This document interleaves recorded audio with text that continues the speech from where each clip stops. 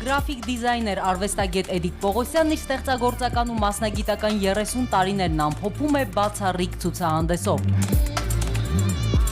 Ամփոփիչ, խիտ եւ բազմաշերտ ցուցահանդես, որ ներկայացնում է գրաֆիկ դիզայնի եւ նկարազարդումների, պաստառների, գրքի շապիկների եւ տառատեսակների նմուշներ, որոնք ձևավորել են դիզայների մասնագիտական ինքնությունը, արտացոլելով հետաքրքրությունները, գեղագիտական որոնումներն ու ոճային փոփոխությունները։ Հեղինակային նախագծեր, անձնական պատմություն, ստեղծագործական ճանապարհի բացահայտում եւ մտերմիկ հանդիպում Էդիկ Պողոսյանի աշխարհի հետ։ Հույս հավատքսեր այստեղ։ Ցուցահանդեսից բացի հոկտեմբերի 4-ին կլինի նաև հեղինակի սպասող մարդու օրագիր գրքի վերահրատարակման առիթով բացառիկ քննարկում։ Ներկատարյալ բացումը սեպտեմբերի 30-ին երեկոյան 7-ին վայրը Հենրիկ Իգիթյանի անվան գեղագիտության ազգային կենտրոն։ Ցուցահանդեսը բաց է հոկտեմբերի 1-ից 8-ը, առավոտյան 11-ից մինչև երեկոյան 8-ը։ Հրաշալի է, երբ հնչում է ընդհանրապես հրավեր, կանչ, բարձր արվեստի մասին եւ ընդհանրապես արվեստի շրջանակում, իսկ գրաֆիկ դիզայներ, արվեստագետ Էդիկ Պողոսյանը բոլոր արվեստասերներին, գրաֆիկ դիզայնի մասնագետներին, այս դեպքում նաև թատերասերներին ու ընթերցասերներին հրավիրում է իր ցուցահանդեսին։ Այո, շատ բազմազան ու բազմաժանր ցուցահանդես է մեզ սպասվում, բացումը սեպտեմբերի 30-ին է, երեկոյան 19:00-ին Հենրիկ Իգիթյանի անվան գեղագիտության ազգային կենտրոնում։ Ցուցահանդեսային մի քանի օրերին կարող եք տեսնել Էդիկ Պողոսյանի գրաֆիկ դիզայնի եւ նկարազարդումների, պաստառների, գրքի շապիկների եւ տառատեսակների նմուշների օրինակները։ Էդիկ Պողոսյանը արդեն մեր տաղավարում է, բարի առավոտ։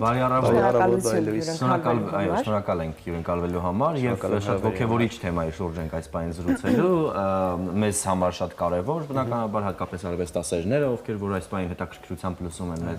Բայց եթե խոսենք այս բազմաշերտ, նախ եւ բազմաժանր ցուցահանդեսի մասին եւ իհարկե նաեւ խորագրի, որը կոչվում է ներկատարյալ ու շատ հետաքրքրող է, ինչ կպատմեք։ Վերնագիրը իրականում եկել է անգլերեն ոնց որ ժամանակաձևից present perfect, որը նշանակում է քերականորեն տեսնում ենք հիմա, այն ինչ որ անցյալում Անցյալապարն է։ Այո, անցյալապարն, այո։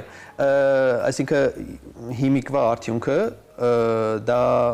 ծնունդն է այն անցած ճանապարհին, որ եղել է։ Եվ հայրենում փորձեցի նաև սիրում եմ այդպես բառեր հորինել, միքսելով, կրճատելով, այդպես ներկատարյալ վերնագիր ծնվեց։ Լավ բացատրություն է։ Հա, եւ իրոք ես տարիներ առաջ հասկացա, որ նույնիսկ իմ մոտ ընկերները, գործընկերները չգիտեն ես ինչ ճամփա եմ անցել, որովհետեւ ես Իրանից եմ տեղափոխվել 18 տարի առաջ, առավել եւս Իրանում չգիտեն ես ինչ եմ արել ու փորձեցի արդեն մոտ 2 տարի զբաղվում եմ այդ արխիվային նյութերը հավաքելու, բնականաբար գիտեք 30 տարին քիչ չի, ավակ սերունդ եմ այն որ ֆլոպիների վրա, CD-ների վրա եւ այլն, մինչեւ այդ ամեն ինչը հավաքվում է։ Մենք չկային։ Ահագին բարդ էր ու ես այդ ժամանակ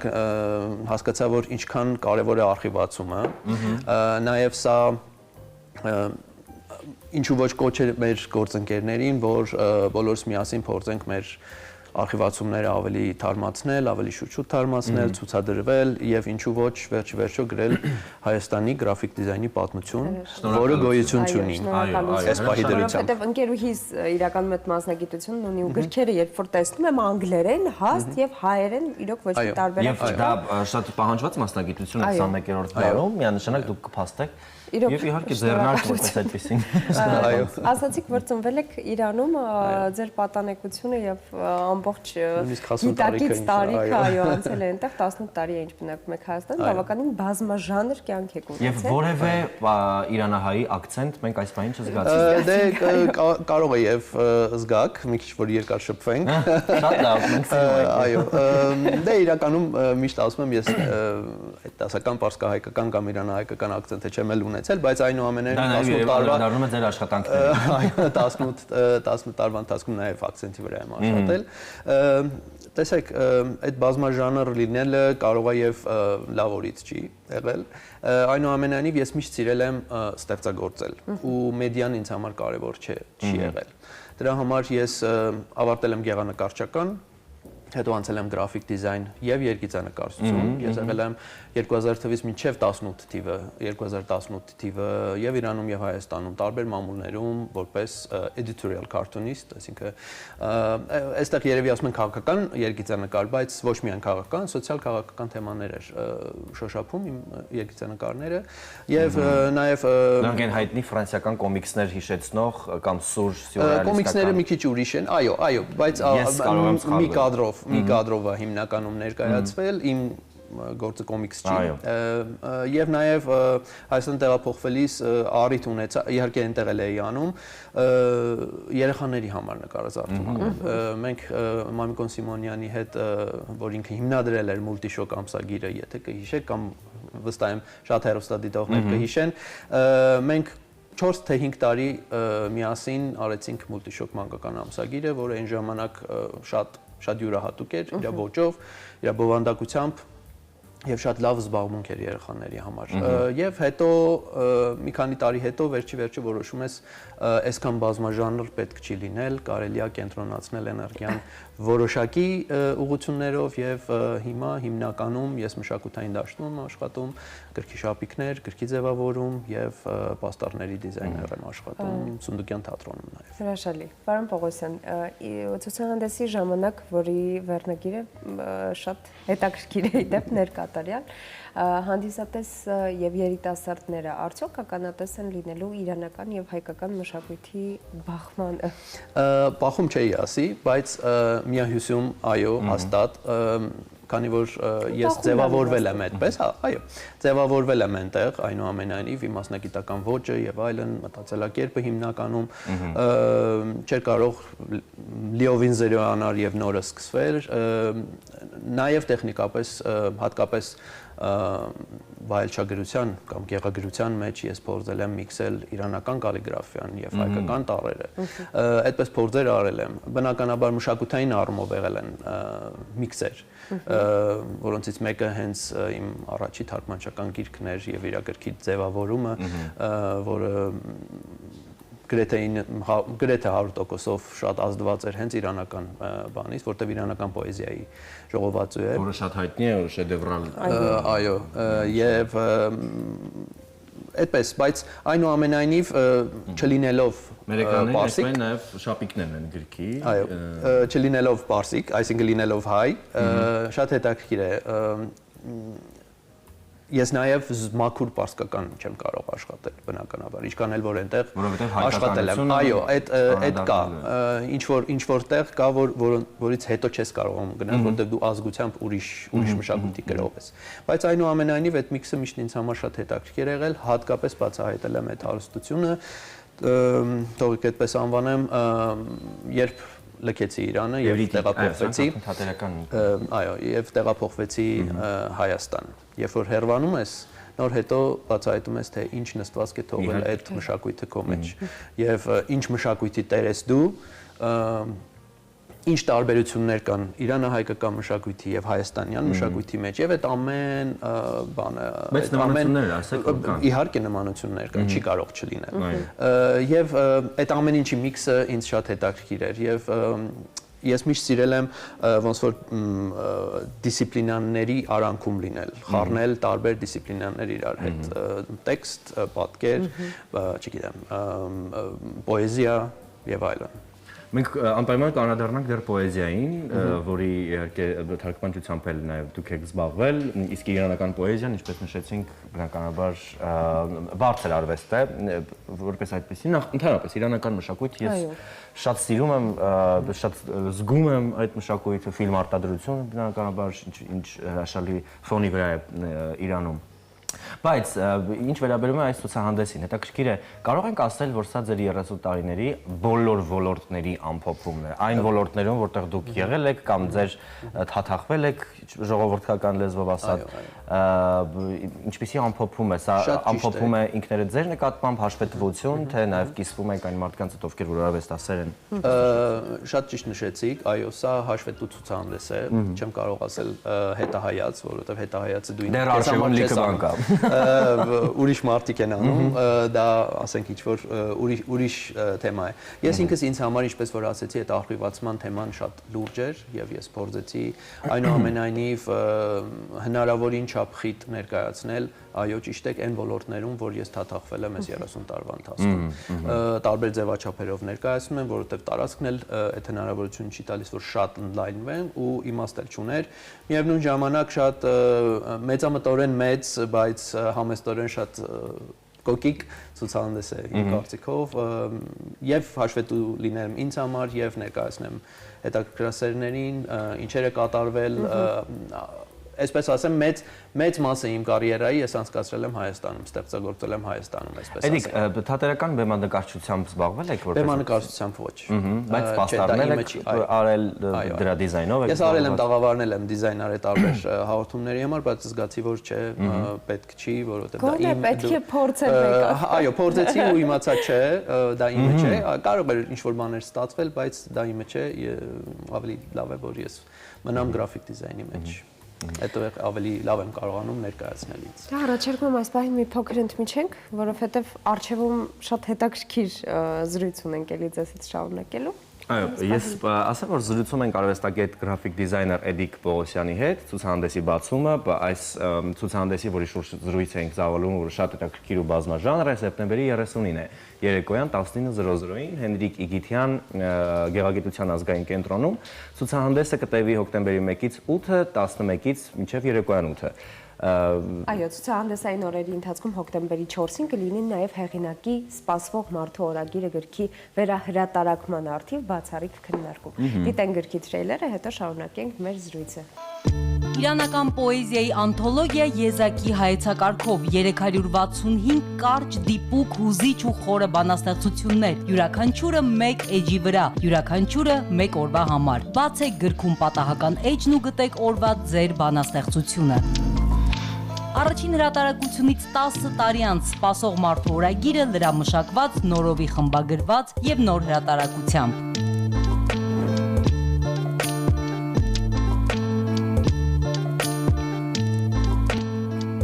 Սպասող մարդու օրագիր, իրանական ժամանակակից պոեզիա։ Դե ինչ, այո, սիրում եմ մեր սինխրոն վիճակները, իհարկե դա էլ փաստում է հաղորդման հաջողված լինել։ Այո։ Դե ինչ, դիտեցինք, այո, իրանական պոեզիայի սպասող մարդու օրագրի գրքի անոնսը։ Սպասող մարդու օրագիրն իրանական ժամանակակից պոեզիայի ժողովածու է, իսկ բանաստեղծությունները թարգմանել է Էդիկ Պողոսյանը։ Գիրքը հրատարակվել է 2015 թվականին սահմանափակ տարվա օրերի քանակով 365 գումարած 1 հատ։ 10 տարի անց գիրքը վերահրատարակվել է եւ New Make Friends ծրագրով։ Գրքի մասին սեպտեմբերի 4-ին կլինի քննարկում, որի մասին կխոսենք Էդիկ Պողոսյանի հետ, ում հետ հրաշալի նախազրույց ունեցանք։ Այլ թեմա է շրջանակ։ Դե Էդիկ, այո, արդեն անդրադառնում ենք պոեզիային։ Հետաքրքիր է այս անթոլոգիական մեծ աշխատությունը, որպես այդպեսին ինչու այսքան ուշ վերահրատարակվեց։ Ես ասեմ, ոնց եղավ, որ դա առհասարակ եկավ այդ գաղափարը, դե ես հենց Իրանից սիրում էի, որ պոեզիա թարգմանել, բայց այնուամենայնիվ, քանի որ այնուամենայնիվ ռիսկ չես անում, ասում ես, դու մասնագետը չես, քո գործը չի, քո գործով զբաղվի, բայց Հայաստան տեղափոխվելիս ես հասկացա, որ շատ դժվար է մի հասարակության հետ հաղորդակցվել, որի հետ չունես ընդհանուր հուշ, որ կարող ես պատմել ու երկուսդ միասին հիշեք այդ ամեն ինչը։ Ու տարբեր ձևերով, ձևաչափերով սկսեցի ես հաղորդակցվել իմ ոնց որ լսարանի հետ, այսպես ասած, առաջ ֆոտո էի անում, դա բնականաբար Facebook-ը այն ժամանակ նոր էր եւ 2009-ից ես արդեն Facebook-ում կամ ու